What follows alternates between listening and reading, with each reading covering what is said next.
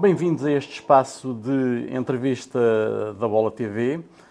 O nosso convidado hoje é Pedro Duarte, 51 anos, licenciado em Direito pela Universidade Católica, com mestrado sobre Economia Internacional e Estudos Europeus e doutoramento em Estudos de Desenvolvimento feitos no ISEG, ex-líder da JSD, deputado em várias legislaturas, assumindo inclusivamente a vice-presidência do Grupo Parlamentar Social-Democrata. Foi presidente da Comissão Parlamentar de Juventude e Desporto entre 99 e 2001, secretário de Estado da Juventude no 16º Governo Constitucional e, presentemente, é o Ministro dos Assuntos Parlamentares no Governo de Luís Montenegro, onde tutela também o desporto. Muito obrigado pela sua presença aqui na Bola TV, onde teremos a oportunidade de fazer um ponto de situação sobre o estado da nação desportiva e perceber melhor o programa de medidas para o desporto de 2025 a 2028, apresentado na sede do Comitê Olímpico de Portugal por Luís Montenegro. Estamos a falar de 65 milhões de euros que financiarão 5 medidas e 14 programas alinhadas, e passo a citar o documento oficial, com os 4 objetivos do Governo para o desporto em Portugal: aumentar a prática desportiva da população, diminuir na prática a diferença entre homens e mulheres no que respeita à prática do desporto, aproximar o investimento direto no desporto e os indicadores de prática desportiva com a média dos países da União Europeia e diminuir a obesidade infantil e o excesso de peso. Sr. Ministro, finalmente o desporto começa a ser olhado como um investimento e não como uma despesa. Há aqui uma mudança de paradigma, aceitando-se que se trata de uma atividade transversal à sociedade que pode, a médio prazo, gerar uma diminuição significativa de despesas em áreas como a saúde, a justiça, a segurança social ou a educação?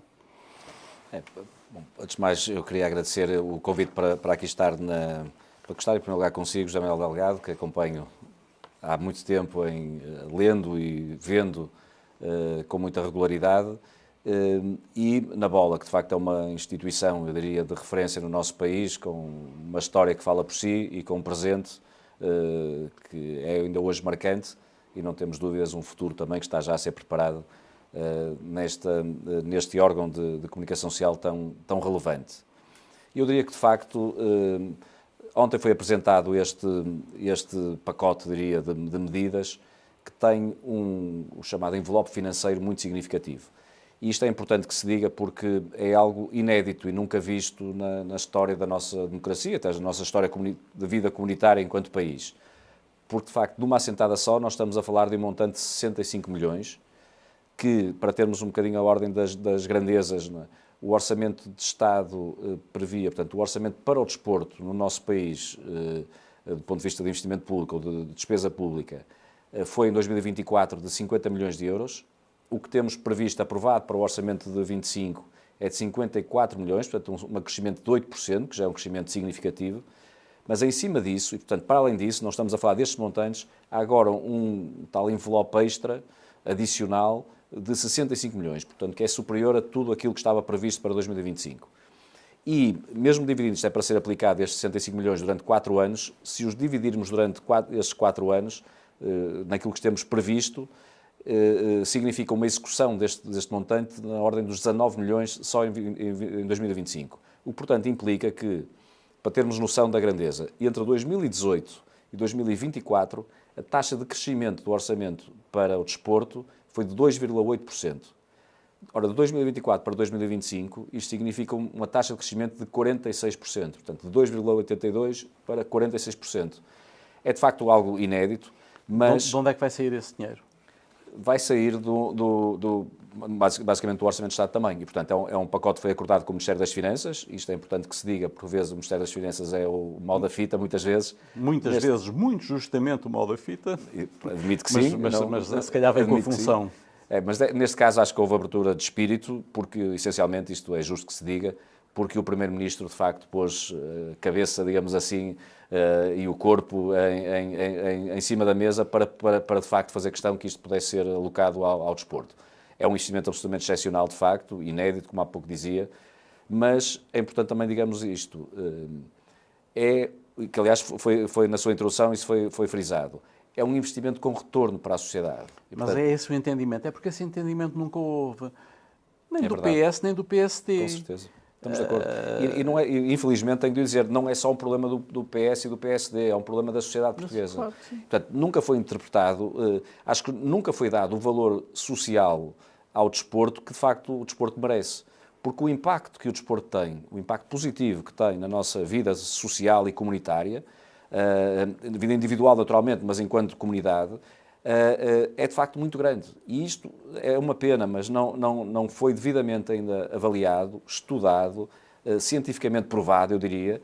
E depois há uma certa aversão do ponto de vista cultural ainda na nossa sociedade, por se achar que o desporto é uma espécie de um luxo, não é? Um privilégio que alguns podem mas uma sociedade mais saudável, que pratique mais desporto, vai, por um lado, gastar menos na saúde, vai, por outro lado, ocupar mais tempos e, se calhar, gastar menos na justiça e na segurança social, vai também, por inerência, melhorar as prestações na educação.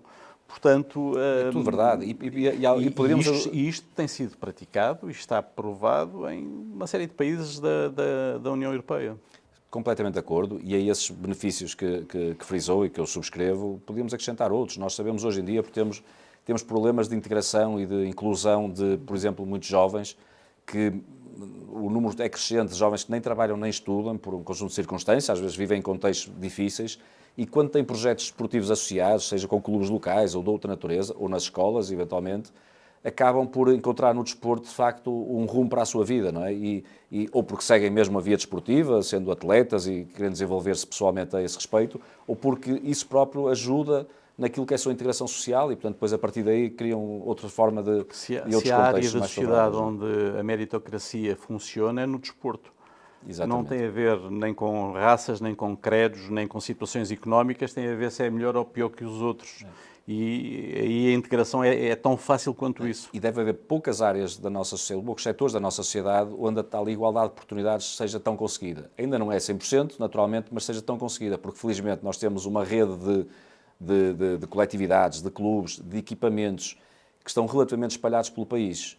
É evidente que ainda há discriminações, não podemos dizer que é igual para todos, mas estamos muito próximo disso. Quem nos dera que nos outros setores da sociedade houvesse esta particularidade. Muito por mérito também, é bom que se diga, das autarquias locais, em muitas circunstâncias. E, portanto, isso tem existido. E nós vemos, com certeza, que às vezes até em bairros sociais mais vulneráveis, mais degradados, onde as condições de vida são piores, felizmente há um rinque onde se pode praticar desporto, há um outro espaço de atividade.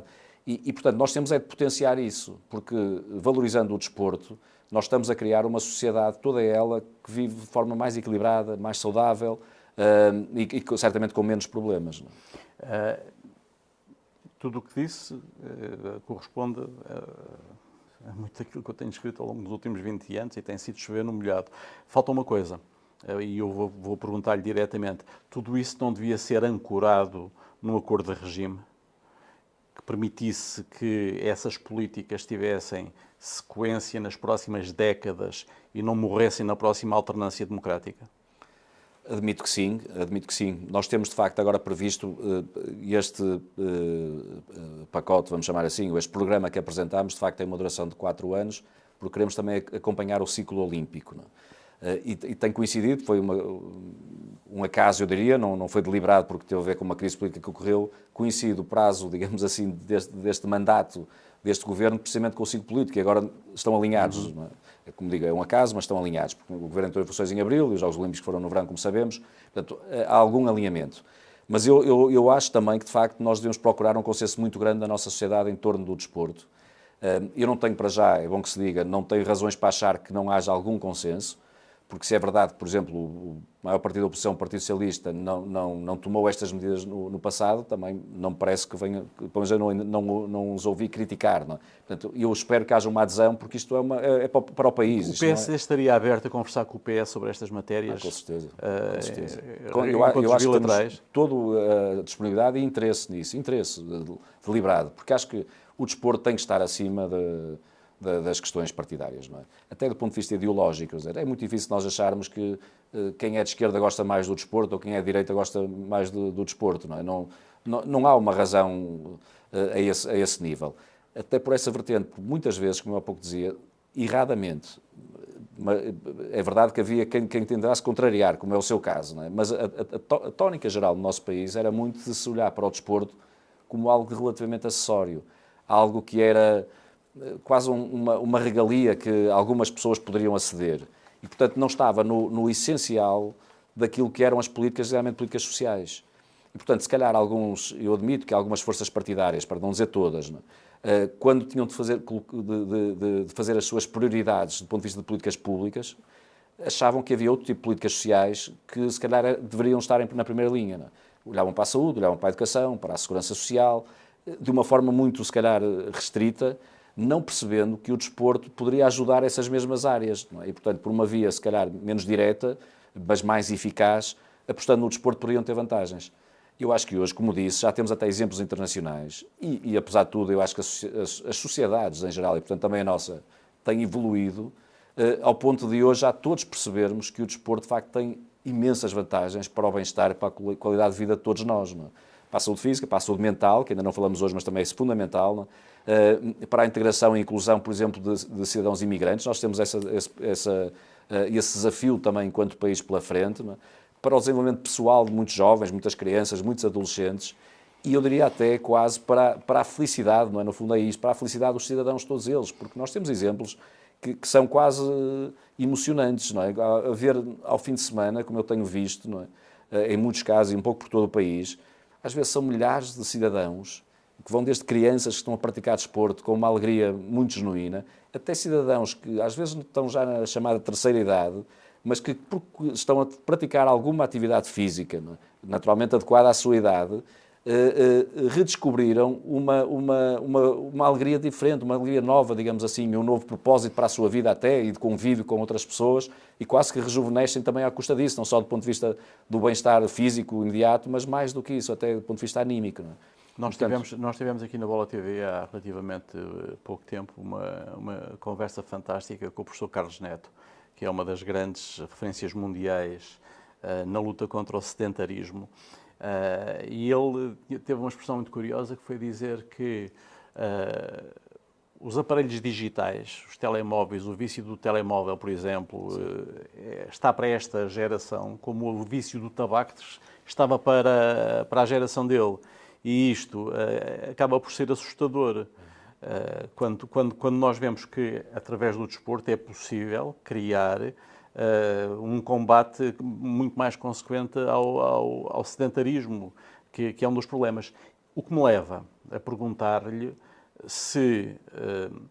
eu sei que nós temos um modelo muito fundado nas autarquias e nos clubes, mas se não faria mais sentido refundar o desporto escolar e fazer do desporto escolar a base de tudo isto para tornar não o país com mais medalhas olímpicas, mas um país mais saudável para os seus cidadãos. Sim, portanto, subscrevo essa visão, e até porque, na por cima, não são contraditórios, porque se nós apostarmos na base, portanto, de alargarmos a base de praticantes e começarmos desde logo na escola, isso vai ter um resultado também nas medalhas olímpicas um dia. Mas portanto, o problema, peço desculpa, o problema é que se calhar só haverá resultados práticos daqui a 20 anos, e os ciclos políticos têm 4 quando têm, e não tem havido, eu diria, o acordo para ver um bocadinho mais longe e para dizer, ok, vamos fazer uma coisa que vai produzir efeitos daqui a 20 anos e que será benéfica para o país e que não tem nada a ver com quem vai ganhar as próximas eleições. Eu estou muito alinhado com isso e vou mostrar porque é que estou alinhado, porque houve já decisões que este Governo tomou, que para já ainda são decisões que não foram muito públicas, eu diria, ou pelo menos muito notadas, mas eu acho que se compreende que estamos muito alinhados com isso. Ainda a propósito do desporto na escola. Houve uma pequena alteração quase orgânica interna do Governo, mas o desporto na escola passou a ser tutelado para a Secretaria de Estado do Desporto, precisamente para dar um ênfase importante e específico a essa área na escola, porque estando dentro daquilo que é a lógica do Ministério da Educação, estritamente, é evidente que está em uma coordenação mútua, o Ministério da Educação tem que estar envolvido, como é lógico, não é? Mas acabava por, de repente, estar num patamar um bocadinho diferente. Agora é, de facto, dar uma outra relevância ao desporto, não é? Assim como temos uma outra medida que foi assumida, que é, nós vamos lançar agora em janeiro a discussão pública em torno do plano de desenvolvimento desportivo que vamos aprovar. Nós somos um dos países, não ia dizer dos poucos, talvez não seja dos poucos, mas um dos países que não tem um plano de desenvolvimento desportivo aprovado e lá está, consensualizado, não é? E esse plano vai ser a 3 ciclos olímpicos. Portanto, não é provavelmente a 20 anos, mas é quase, não é? São 12 anos. 12 já é. É precisamente para fugirmos à lógica dos ciclos políticos, não é? E esse plano vai necessariamente ter que ser muito alargado, ter a adesão de forças políticas, mas até, eu diria mais, de forças sociais, do movimento associativo e de outras entidades que têm que estar envolvidas, não é? Nós ainda ontem tivemos reuniões, para dar um exemplo muito concreto, não é? Que envolveu, por exemplo, a área da saúde, a área da educação, certamente, a área da coesão territorial, no sentido de percebermos também a adesão no território deste plano, e são reuniões preparatórias para já deste plano que estamos a ter, precisamente para ele ter uma lógica muito holística, não é? E que possa, do ponto de vista temporal, de facto, perdurar, não é? E que seja uma visão de médio prazo, não é? Isso que nós temos que ter, não é? Como, aliás, outros países tiveram. Nós, por exemplo, temos aqui ao lado um bom exemplo, temos que o dizer, que é a Espanha, não é? Que, nomeadamente com resultados esportivos muito conseguidos, mas que preparou com muita antecedência, planeou, não é? A Espanha teve um antes e um depois. Teve os Jogos Olímpicos de 92. Exatamente, em Barcelona, não é? Prepararam-se bem, fizeram de Barcelona o êxito e, por exemplo, falharam no grande projeto que foi a Expo de Sevilha e da Ilha da Carturra, que foi um flop completo, mas no que diz respeito ao desporto, o Brasil deu um salto enorme em termos competitivos de 2016 para cá. Portanto, É verdade. é uma questão de haver investimento e esse investimento ser visto exatamente como isso e não como... Mas nós, até por já termos esses exemplos, por isso é que nós, para este plano de desenvolvimento esportivo, já escolhemos basicamente 10 países que são de referência a esse respeito. Um deles é a Espanha, que está aqui ao lado, é mais simples, mas outros também que têm tido bons resultados, para aprendermos com eles. Não quer dizer que vamos copiar, porque as realidades e os contextos são diferentes e temos que adaptar, mas acho que aprendemos a estudar, de facto, o que aconteceu noutros países, porque, de facto, há casos de sucesso, não é? E temos de aprender. Falou-me do Brasil, eu fiquei muito impressionado, designadamente, com o desporto paralímpico no Brasil, por exemplo, não é? Que é uma nuance, mas que é muito importante e que acho que nós temos muito a aprender. E isso é uma das áreas, por exemplo, onde nós também queremos apostar muito, porque se o desporto, em toda a sociedade, sem exceção, tem um impacto muito positivo, como há pouco falávamos, do ponto de vista individual, agora já estou a falar individualmente, cada um de nós, se praticar desporto, tem benefícios, tira benefícios disso, aquilo que se passa com cidadãos portadores de deficiência, o impacto ainda é maior.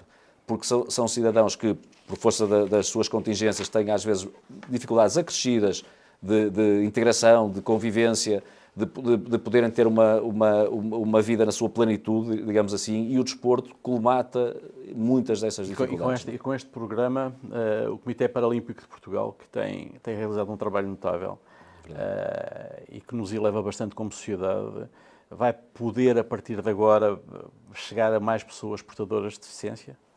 Nós temos eu vou-lhe dar 2 exemplos do que este programa apresentado ontem vai permitir. Nós vamos desenvolver cerca de 400 projetos em clubes,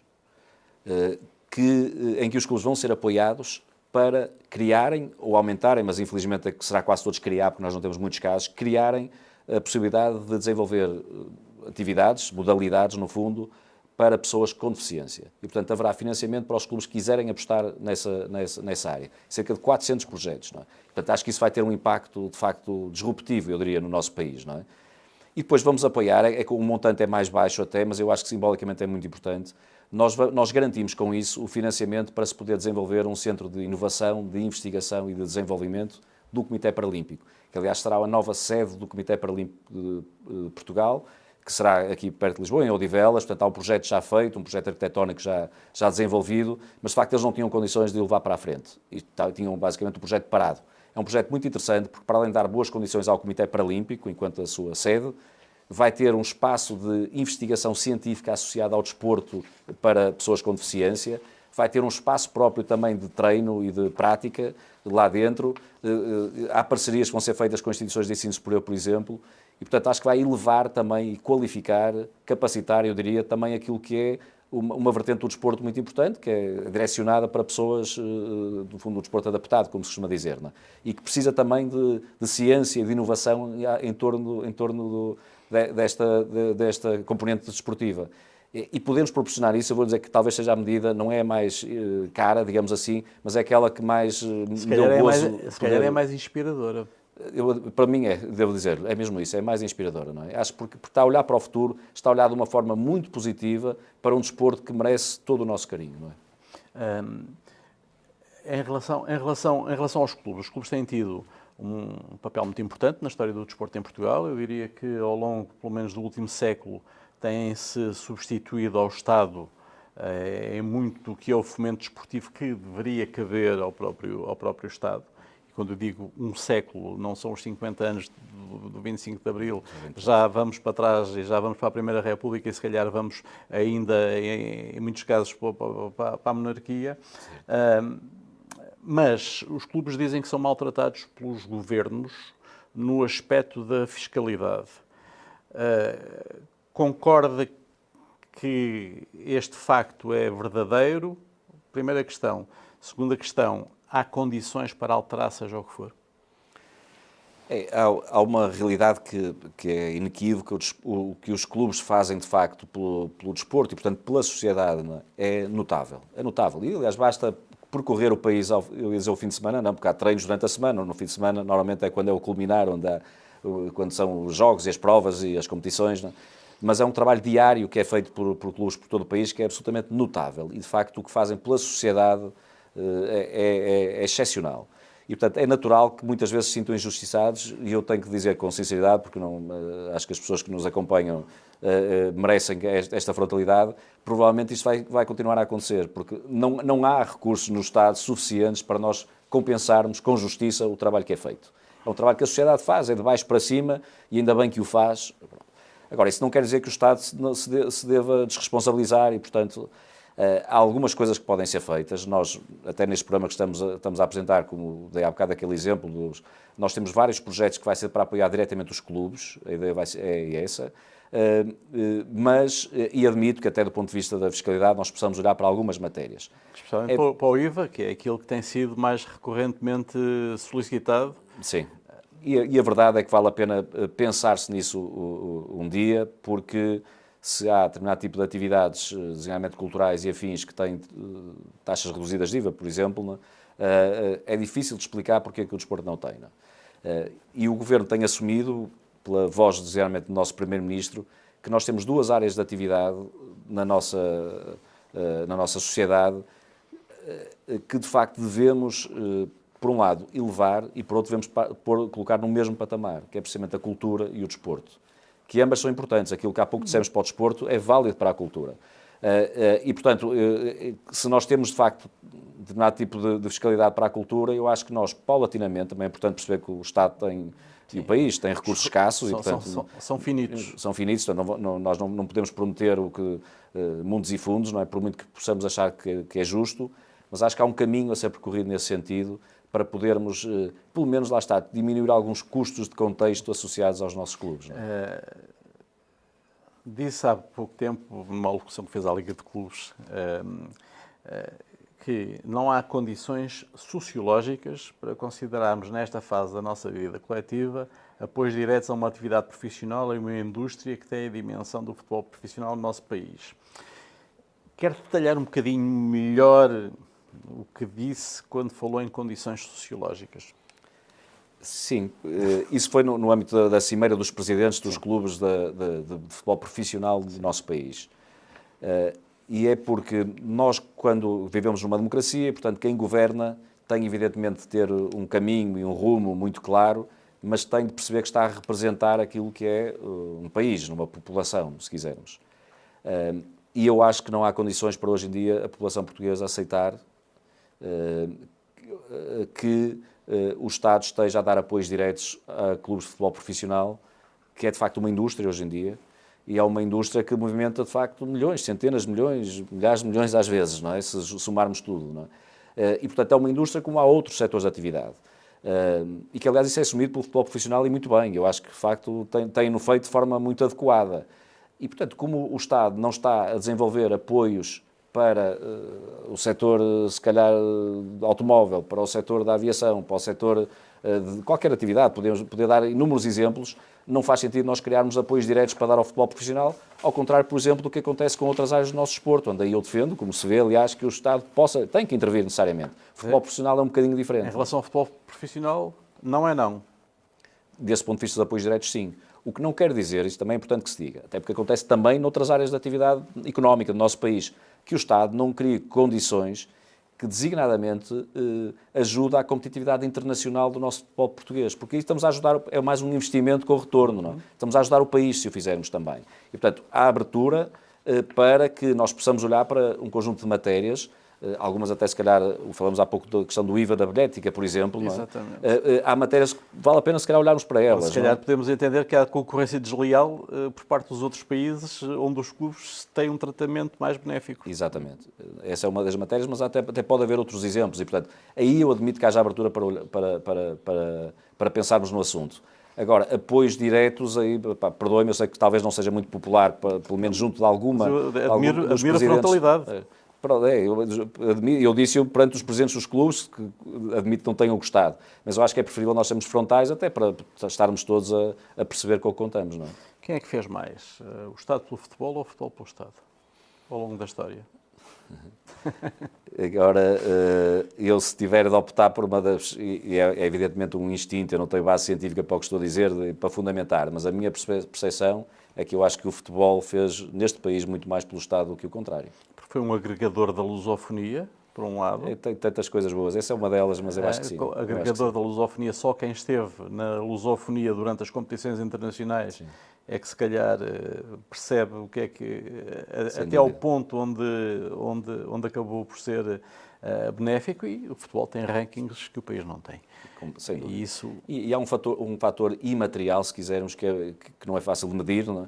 Mas que é brutal, de facto, de coesão nacional, de espírito de patriotismo por um lado, mas de convivência saudável, de ânimo do país, não é? De elevação da nossa moral, que depois tem um efeito na capacidade produtiva e muitas outras coisas. Não é? Já para não dizer que hoje em dia até é importante também que se diga, há uma componente até de impacto económico do futebol que é muito significativo. O nosso país, de facto, quem nos dera que os outros setores de atividade económica tivessem os resultados e os números e o desempenho que tem o futebol no nosso país, não é? Onde, de facto, nós não temos muitas áreas em que somos dos melhores do mundo e, de facto, no futebol somos dos melhores do mundo. E isso acho que não é só motivo de orgulho, mas isso tem um retorno também para o país. A questão sociológica que aludiu tem fundamentalmente a ver com o comportamento dos dirigentes, e estamos numa fase de mudança geracional na classe dirigente. Eu diria que, pelo menos no século XXI, se calhar, e um bocadinho mais atrás, tem a percepção pública. Não, quanto aos apoios, eu acho que não. E, portanto, mesmo havendo, eu acho que tem havido uma evolução muito positiva do ponto de vista do dirigismo e da forma e do estilo com que os dirigentes do futebol se têm apresentado ao país, e eu acho que essa percepção não vai mudar. E porquê? Porque a percepção decorre essencialmente do futebol profissional, naturalmente, ser hoje é um negócio, não é? É um negócio, não é? E eu que sou um apaixonado do futebol, não tenho nada contra, porque isso tem beneficiado também o próprio futebol, não é? Que tem sofisticado, digamos assim, à volta disso, não é? E tem permitido que qualquer adepto também tenha acesso a muito mais coisas do que tinha noutros tempos, e portanto isso é uma evolução positiva. Mas é um negócio, e eu acho que é mais por isso que as pessoas não compreenderiam um apoio direto àquilo que é um negócio hoje em dia. Se calhar compreender ao futebol dizer que dos milhares de praticantes e dos milhares de profissionais, se calhar só 5% é que ganham para além da subsistência. Pronto. E eu também, exatamente, e sem dúvida nenhuma. E mesmo, é importante que eu diga, eu estou a dizer futebol, eu refiro-me essencialmente a futebol profissional, porque, desgraçadamente, nós quando aí dizemos que apoiamos clubes e afins, muitos dos clubes praticam futebol, aliás, sabemos que é o desporto, rei, não é? E, portanto, que tem mais praticantes também no nosso país. E esses serão abrangidos. Eu refiro mais à componente do futebol profissional, que hoje em dia, de facto, é uma indústria. E, como digo, ainda bem que assim é. E é esse nível que eu acho que é um mundo um bocadinho à parte. Embora também seja verdade que a percepção, às vezes, como disse bem, é um bocadinho errada. Nós temos os clubes portugueses, há vários, infelizmente, que lutam pela sua sustentabilidade financeira. Há muitos praticantes que têm, de facto, remunerações muito baixas e, às vezes, têm dificuldades até em tê-las, não é? Ao nível da subsistência. Exatamente, mesmo, e portanto há problemas, isso não tenho dúvidas nenhumas, não é, quanto a isso. Esta concretização de promessas através destes 65 milhões vale também como uma resposta do Primeiro-Ministro a quem o acusou de ter ido a Paris só para ficar na fotografia? Não é uma resposta, ou melhor, não é deliberada, mas acho que serve como resposta, para ser honesto. Acho que serve. E acho que serve porque eu aí acompanhei bem essa realidade, porque o Primeiro-Ministro sentiu-se muito injustiçado, embora eu admita que as pessoas que lhe disseram isso na altura não tinham informação, e, portanto não disseram certamente, acharam que tinham legitimidade para fazer, eu até admito que tinham, porque não tenho que conhecer pessoalmente o Primeiro-Ministro como eu conheço, não é? Mas eu posso afirmar que ele se sentiu muito injustiçado. E ele tem, aliás, isto não vale a pena escondermos, isto só é possível que o Primeiro-Ministro tem, de facto, uma sensibilidade muito genuína. Ele, desde miúdo, que está muito ligado ao desporto. E ontem alguém me dizia, também tem muito a ver com o contexto até do concelho onde ele cresceu, que é um concelho que é de Espinho, não é? Que é um concelho onde se vive, de facto, uma dinâmica desportiva muito especial. Foi o meu último clube profissional e em Espinho via-se os miúdos jogarem vôlei na rua em vez de jogarem futebol. Eles metiam uma fita nos candeeiros a servir de rede e jogavam voleibol na rua como normalmente se joga futebol. Portanto, exatamente. É um contexto ainda ontem me diziam isso, alguém me dizia que provavelmente esta apetência do Primeiro-Ministro pelo desporto também vinha muito de criança e do contexto onde cresceu, não é? E ele, de facto, tem essa vontade. E, portanto, ele, quando foi aos Jogos Olímpicos e emocionado se agarrou, por exemplo, aos nossos campeões, ao Yuri Leitão e ao Rio Oliveira, aquilo foi genuíno, de facto, não é? Admito que parecia na altura assim uma operação de um político a querer fazer algum marketing, mas não era. E eu acho que agora já se pode provar, acho que hoje em dia ninguém tem dúvidas, não é? Que aconteceu de forma genuína. E muito do que aí está, ele disse-o aliás ontem, que ele tem satisfação especial, porque ele, naquele momento em que se abraçou, o Yuri Leitão disse-lhe, não se esqueça do desporto. E ele foi com satisfação e com orgulho que disse, ele de facto não esqueci. Quer dizer, eu posso dizer que não me esqueci daquelas palavras e neste momento, foi ontem, quando ele apresentou esse programa, ele está de facto a concretizar, não é, essa mesma ideia. Destes 65 milhões, 27 vão para infraestruturas desportivas e centros de alto rendimento. Eu estava-me a lembrar do velódromo que esteve na base. Há quantos anos é que o velódromo foi construído e quantos anos depois é que trouxe estes resultados? Exatamente. Este é um ponto de partida e eu lembro que na altura nem foi o seu partido que tomou a iniciativa, mas é um bom exemplo daquilo que deve ser feito com os olhos postos no futuro. Eu acho que é um excepcional exemplo, até porque eu acho que ninguém imaginava, a verdade é esta, que nós viríamos a ter uma medalha de ouro no ciclismo, não é? Se calhar no atletismo, noutro tipo de modalidade, no judo, onde já tínhamos tido boas performances, não é? Agora, no ciclismo ninguém imaginava. E quando se construiu o velódromo, então, era uma miragem absolutamente. E, portanto, veio tudo em cima, na altura do secretário de Estado, o Laurentino Dias, exatamente, que tinha inventado o elefante branco. Exatamente. A verdade é que trouxe resultados, até poderiam ter trazido, bem entendido. Eu acho que teria sido sempre bom, porque destas coisas é mesmo assim, há uma tentativa e erro. Nós agora queremos apetrechar os centros de alojamento por todo o país. Este modelo, os 27 milhões, vão permitir isso mesmo, não é? Não todos no mesmo montante, mas já temos isso dividido e todos terão alguma coisa, digamos assim, não é? Ora, nós não vamos ter medalhas olímpicas em todas as modalidades, não é? Isso não vamos ter essa ilusão, não é? Seria bom, mas não me parece que seja o que vai acontecer. Porque, de facto, vale a pena tentar em 10 e se conseguirmos ter resultados ótimos em 2, excelente, já é bom. E, de facto, tivemos no ciclismo, não é? E agora temos, nós, por exemplo, uma das medidas que vamos tomar é vamos ter já de renovar aquele piso do velódromo, não é? Que já está na altura de agora, o tempo foi evoluindo. Aliás, e agora... hoje o Presidente do Comitê Olímpico hoje deu uma entrevista muito curiosa à Marca em que dizia, a propósito dos espanhóis tiveram 17 medalhas olímpicas e ele dizia, não, o vosso desporto vale muito mais do que as 17 medalhas olímpicas porque muitas delas foram conseguidas em modalidades coletivas. Pois. E essa é outra dimensão a que nós vamos devagarinho chegando com o handball de uma forma mais aberta, além do futebol, com o basquete também a aparecer.